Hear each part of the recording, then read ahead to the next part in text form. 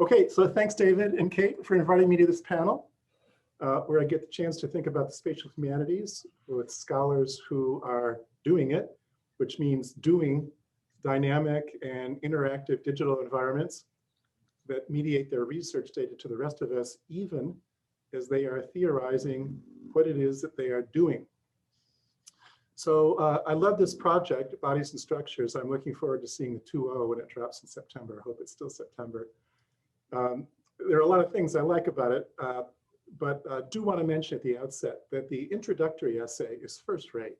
It's beautifully articulate without being tedious. It covers a lot of ground. It draws readers into thinking about a wide range of theoretical constructs and offers interpretive opportunities. There's other things I like about Bodies and Structures, but I'll come back to that. I want to mention first the 3 modules that we have before us. In the foreground of the plan of Bodies and Structures is a commitment to exploit exploratory spatial analysis as a deliberate means to compromising the testimony of conventional cartography, by which I mean a program of mapping that invokes the quantitative authority of latitude and longitude in service to a certain kind of mathematical scientism that spoils familiar cartographic narratives.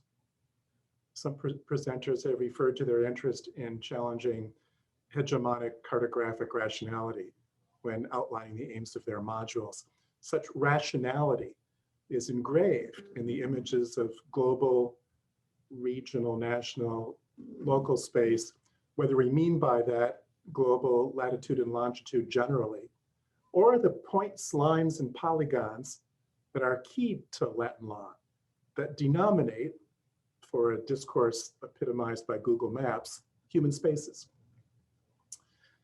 The 3 modules that we are looking at exemplify some of the possibilities and challenges of moving through conventional construals of space into deeper engagements with the specifically human terrain that we claim as humanities scholars as the proving ground for our research. These 3 modules then, as spatial humanities forays, take different paths in assembling their data.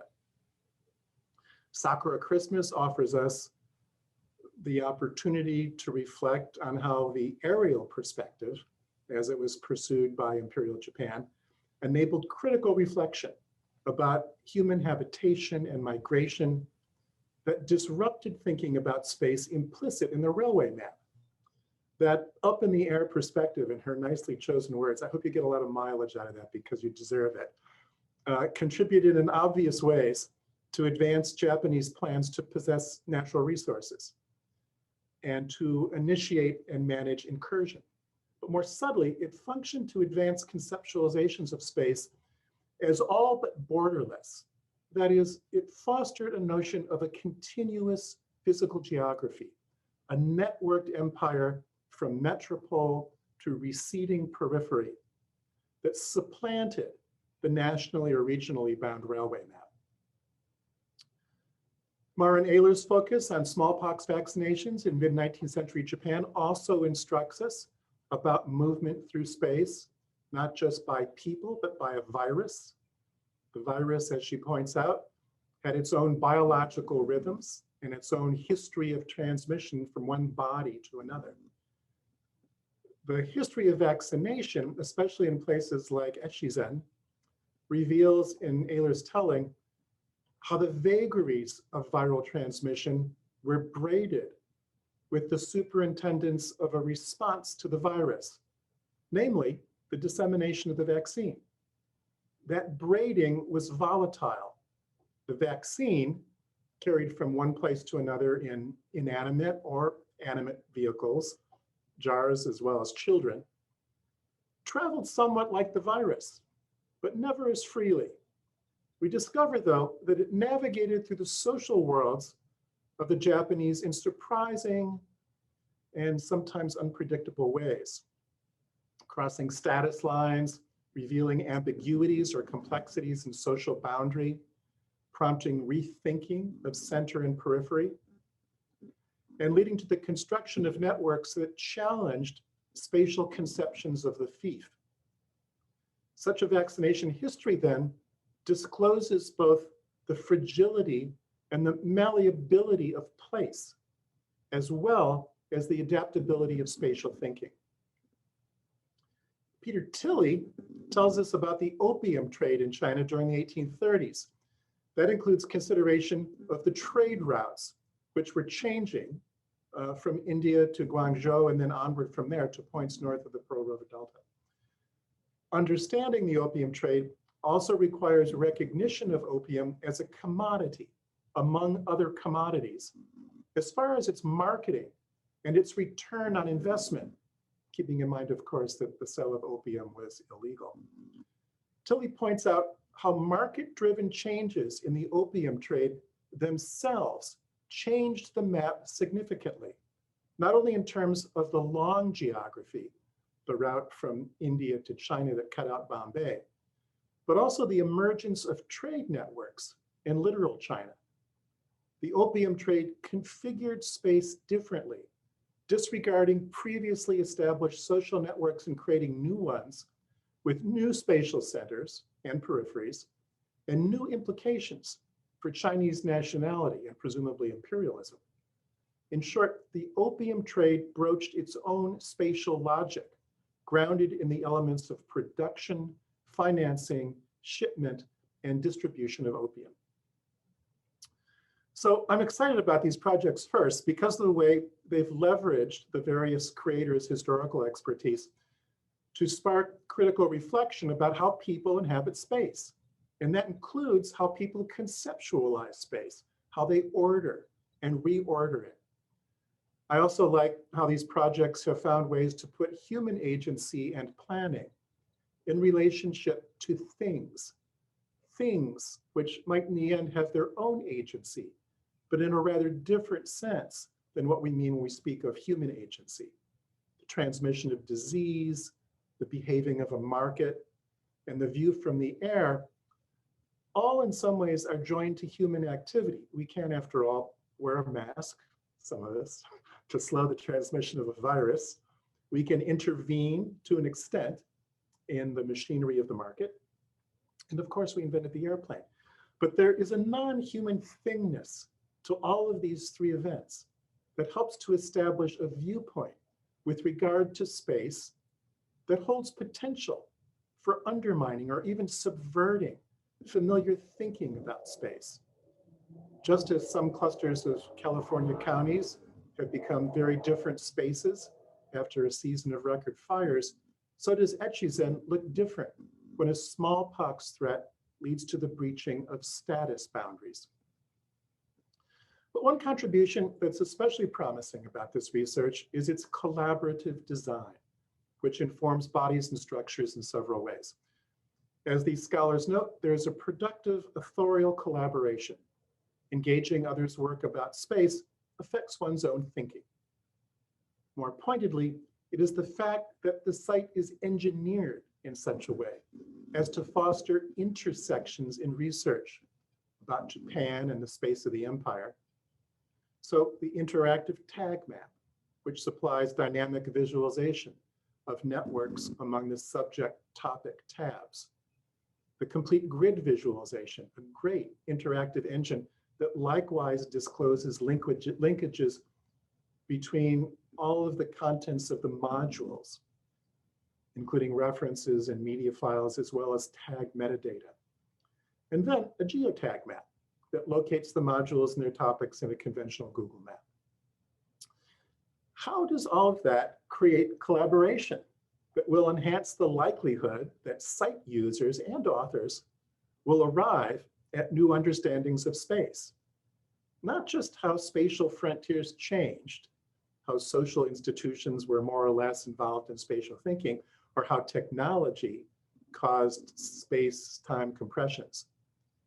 All of those are salutary outcomes for this research. But how do these innovations get really to the heart of the spatial humanities as a disruptive exercise? How do they challenge conventional cartographies by enabling perspectives that have been overlooked or deliberately repressed? Specifically, How do they, as potential technologies relevant to the ongoing ethical turn in the humanities, enable multivocality in our representations of space? How do they assist us in properly framing the right questions? Whose space and on what scale? And crucially, how are things, rivers, seas, deserts, trade winds, opium routes, a virus, agentive, and at the same time shaped, as far as their role in defining space, by human desires, human habits, and human inventions? How do things and people make space together? And of course, how do people of different backgrounds make space together? A deep map, which is a core desideratum of the spatial humanities, is a map that is open-ended, polyvocal, dynamic, and reflexive. It's a tall order, and I don't think it would have been possible until recent decades. In my collection of books that were the precursors to the rich digital deep maps of today, I'm referring to those books everyone has seen with transparent plastic pages that could be turned progressively as overlays to show an increasingly more complex space. In those proto-deep maps, there was no polyvocality, only more layers of the same data about institutions, demographics, and the weather, because the book still had one author. Digital products, such as bodies and structures, encompass individual products, certainly, but also make possible the interrelationship of numerous different perspectives as the projects are linked through tags, grids, and other integrative technologies. What that does, of course, in the case of bodies and structures, is prompt rethinkings of the space of the Japanese Empire. It does that by bringing together a wider range of voices, the author's voices certainly, but especially the voices of those whom the researchers have studied. Does the spatial imagination of someone in a drugstore in northern Japan have something to do with the view from the air at that same time? Does the remaking of social space during a smallpox epidemic have something to do with the remaking of space by the proliferation of the opium trade? Bodies and Structures enables progress in thinking about that. It's a platform that sets the table for critical interrogation of our definitions of space in general and Japanese space in particular. So how does the spatial humanities, as it is exemplified in Bodies and Structures and in the individual modules, enhance our capabilities as historians? Peter Tilley, I think, teased a few thoughts about this at the end of his presentation, but it's a topic that deserves robust discussion. My own sense is that when we complicate our understandings of space, we complicate the stories we can tell. The deep map can be an important step, but the outcome really that we should be aiming at is a spatial narrative. That is, a narrative about the past that leverages the open-endedness and the polyvocality of the spatial humanities, and the often surprising insights derived from that enterprise to create narratives that are more inclusive, that bridge gaps, and that challenge familiar categories of space and time as historical constructs that privilege some voices and marginalize others.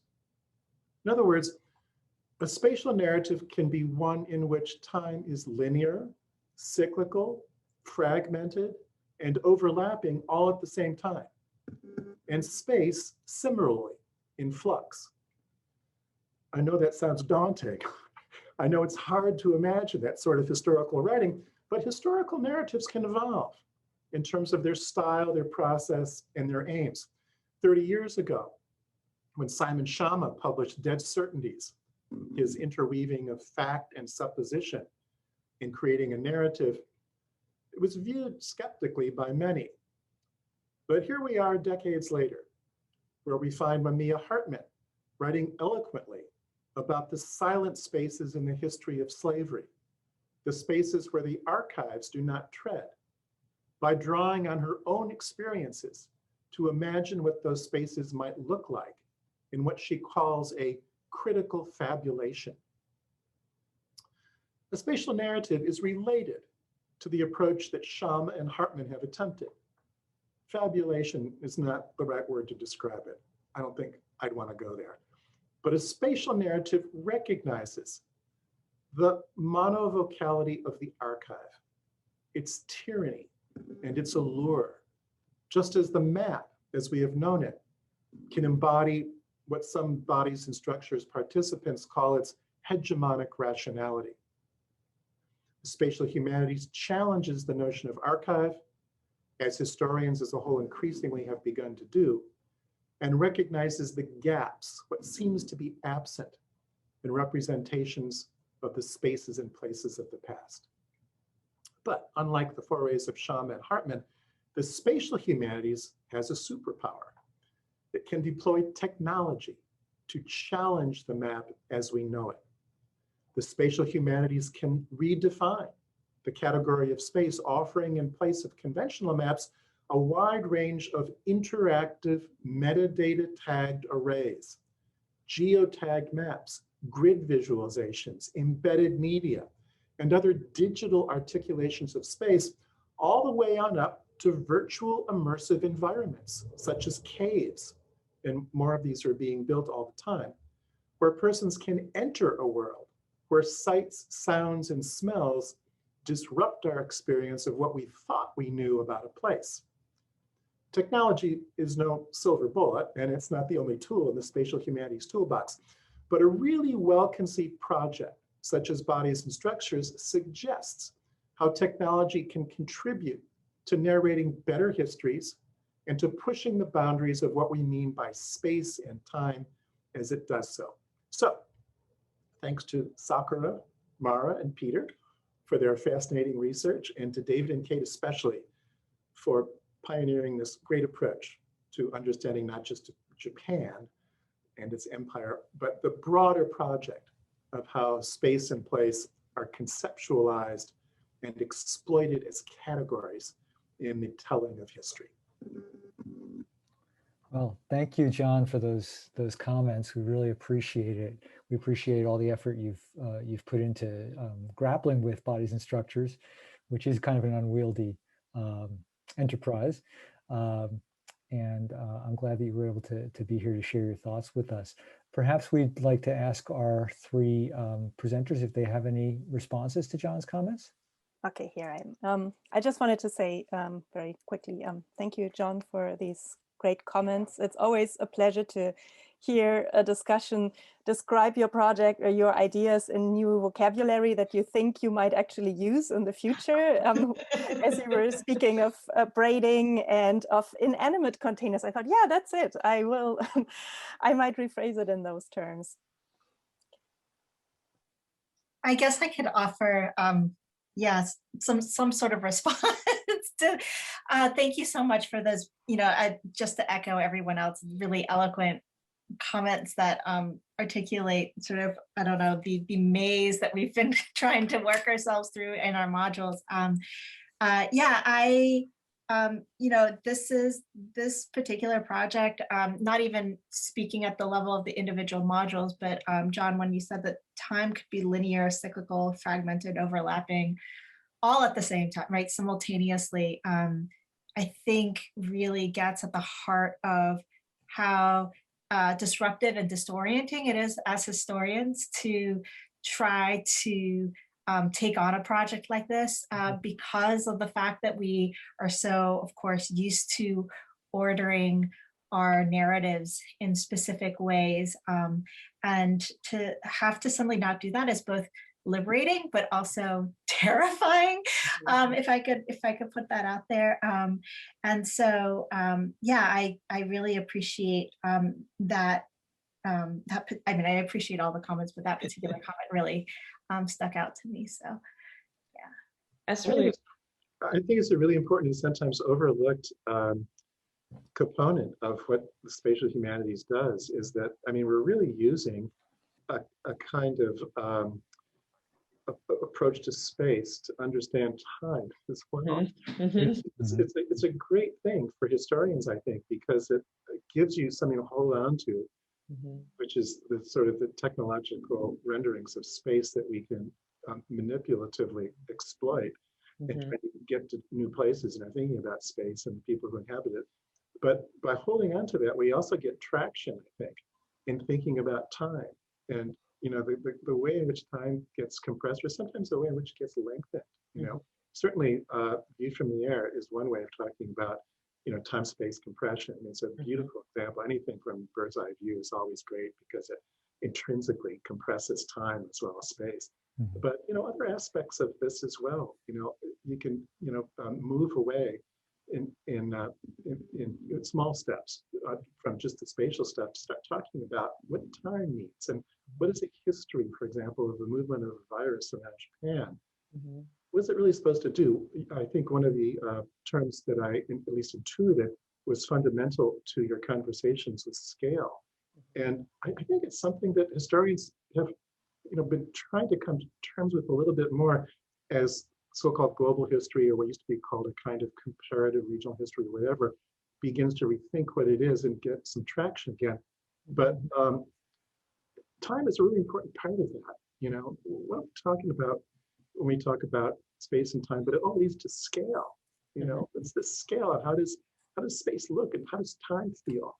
And these sort of different global scales, or hugely regional scales, like the imperial scale. Yeah, I think on the question of time, one of the things I like to ask is, where is time, right? Where is 1926, for example, which was the title of a book about, the attempted in print version to try and do some of the things that we're doing.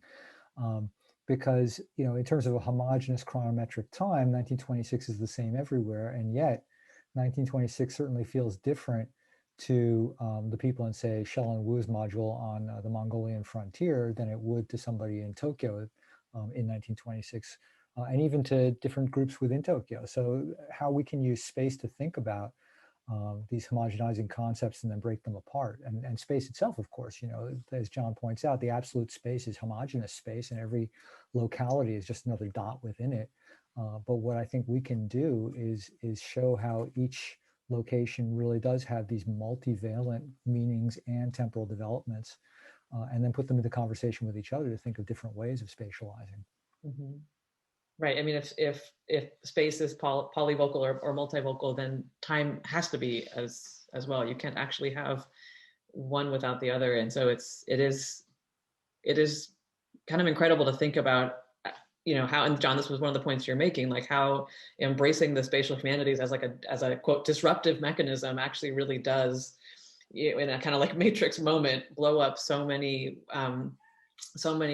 traditions of our modern historical practice. And they're traditions that it's not that we're the first ones to point out how frustrating they are. I mean, like the overview essay, thanks for loving it. I feel particularly proud of it as well. That was such a fun thing to write. And as somebody pointed out to me, like it draws on a lot of scholarship from like the 1980s and 1990s. So we're not at some level saying anything that is radically new, but there is a huge gap between saying that space is multivocal, it's the simultaneity of stories so far, and then actually making that appear in a way that is useful to people as students and as researchers, and just as readers who are interested in good historical narratives. I mean, Peter, you made this point.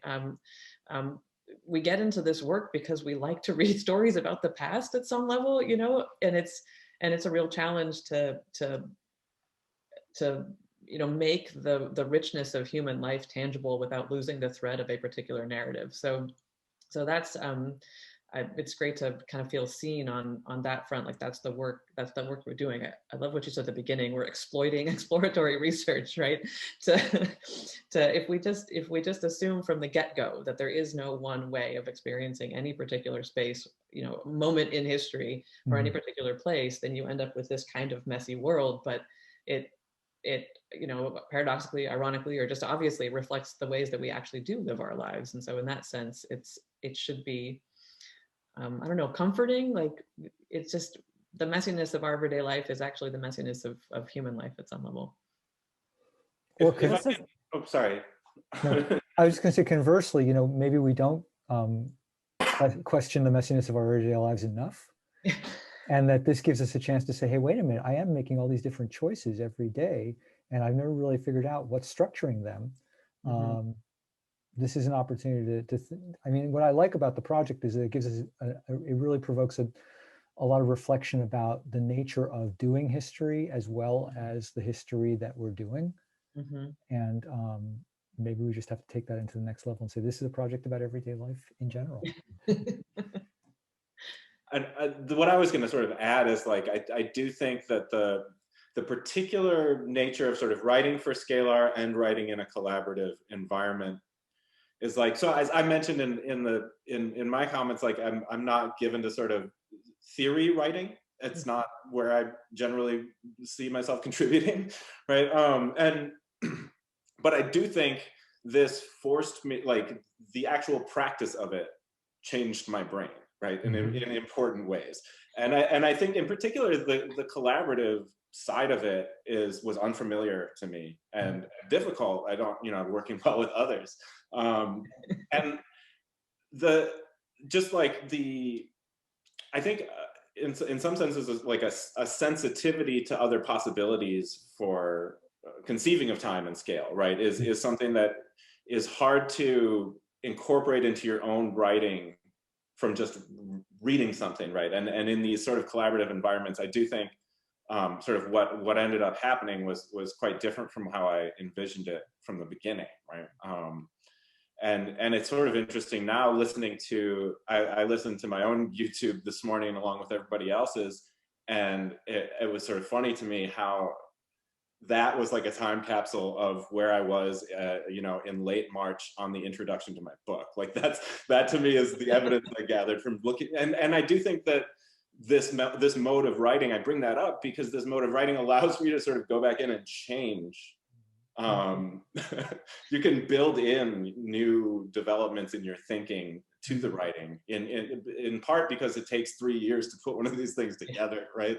And in part because you can edit and you can do that stuff. So a little bit of a desultory thought.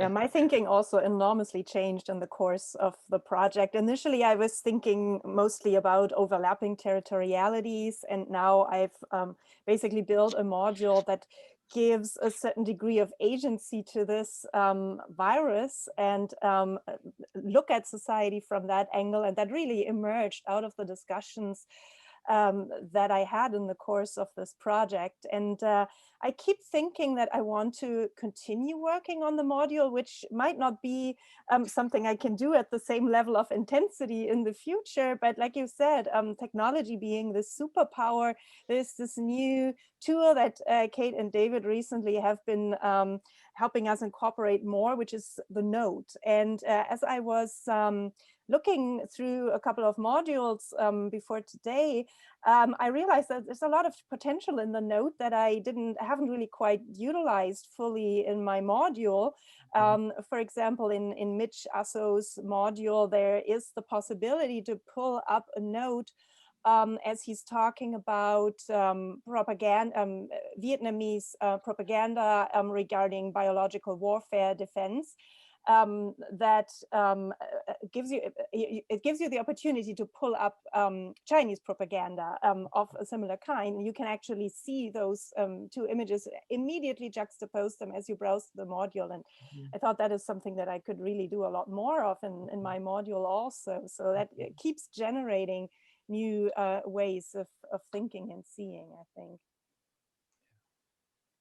And what's great is that if you pull up those notes, you can actually see which pages those notes are connected to.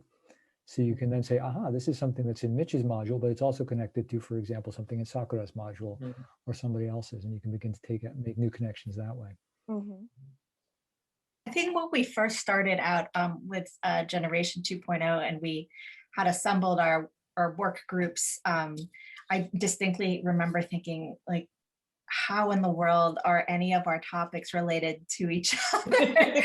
And how are Kate and David going to bring them together in the opening essay? But yeah, like this ability to kind of bring these works in conversation with each other. For example, we rarely like to bridge the early modern divide, but this is exactly what Marin and Mitch's projects do with each other.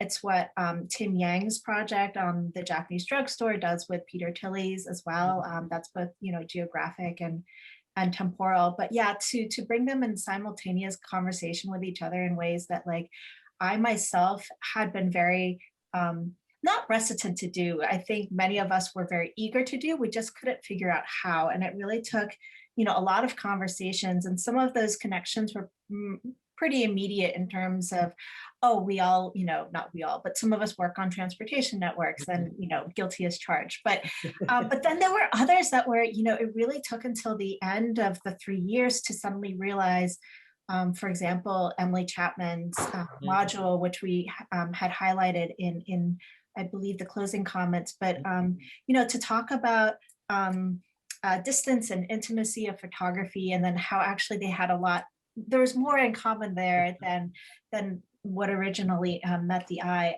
And so that was really, it was really fabulous. And I think that space really gave us that vocabulary and that vista to be able to put these in conversation with each other in ways that, you know, as historians, we would never do. We would never try to juxtapose early modern and modern. I mean, sometimes it happens, but then, you know, it doesn't happen very successfully, I think, the way that Bodies and Structures makes it possible.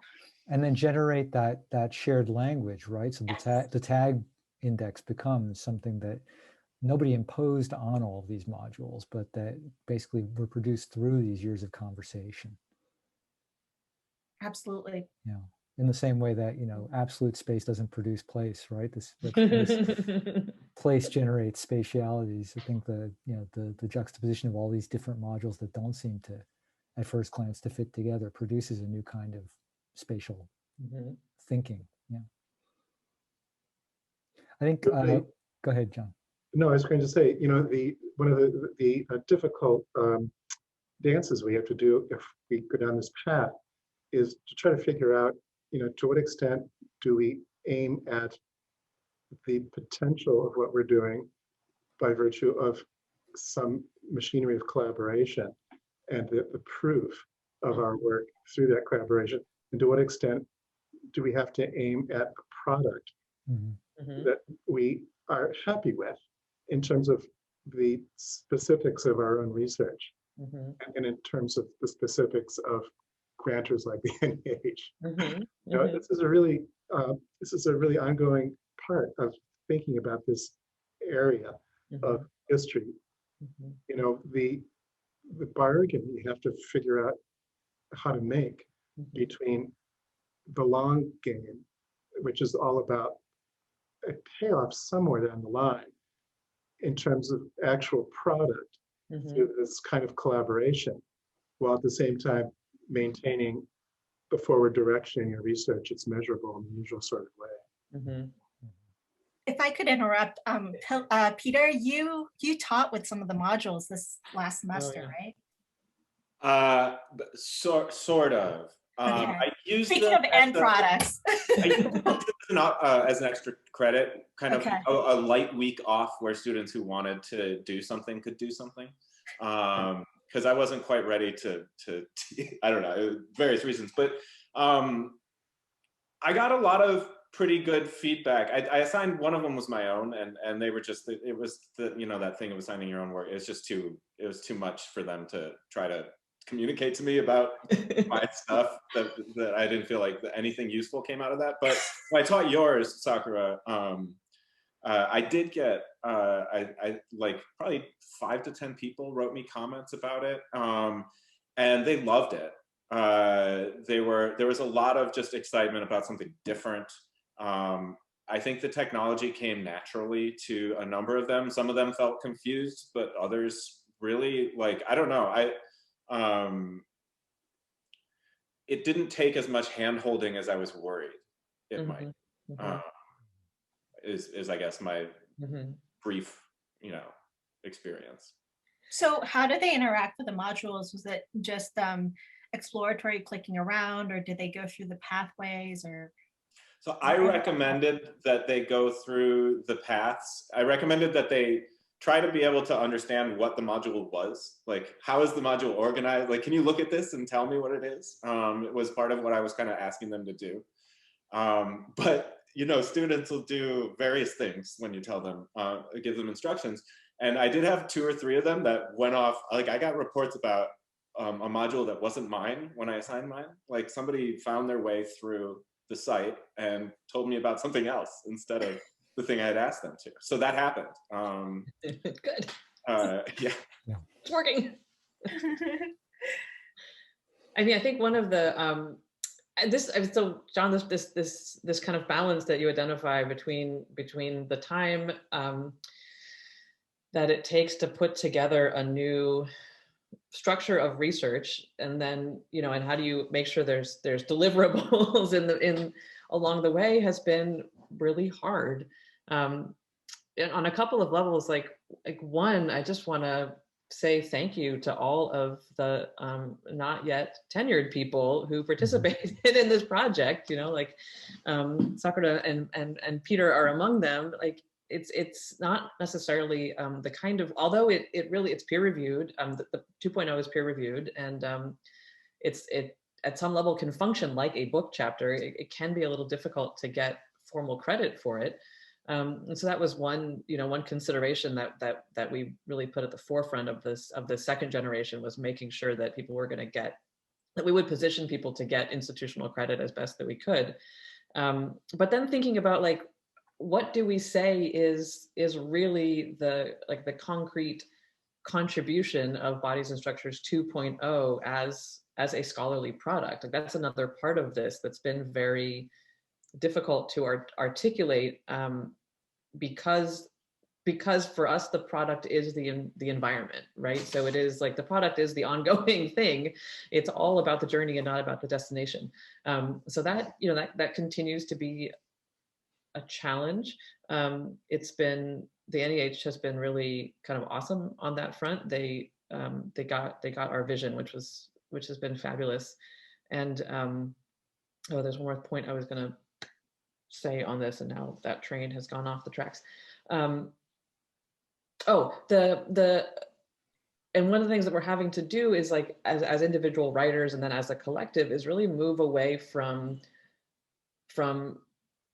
grounding our arguments for significance in a change over time in a very simplistic, what I would think of as like a more or less a kind of very flat sense.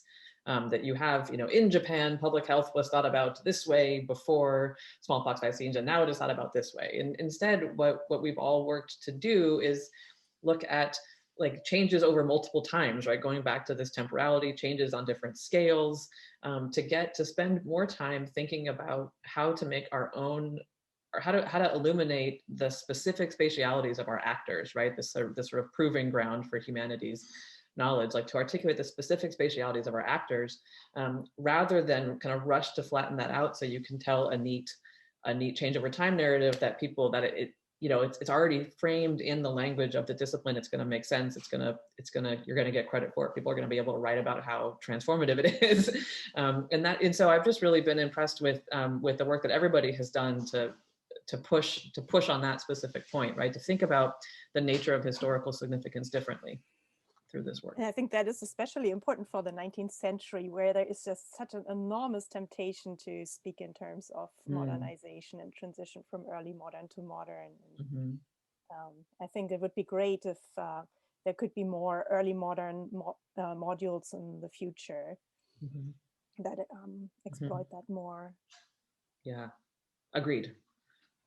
You have made a strong case with your amazing module for more.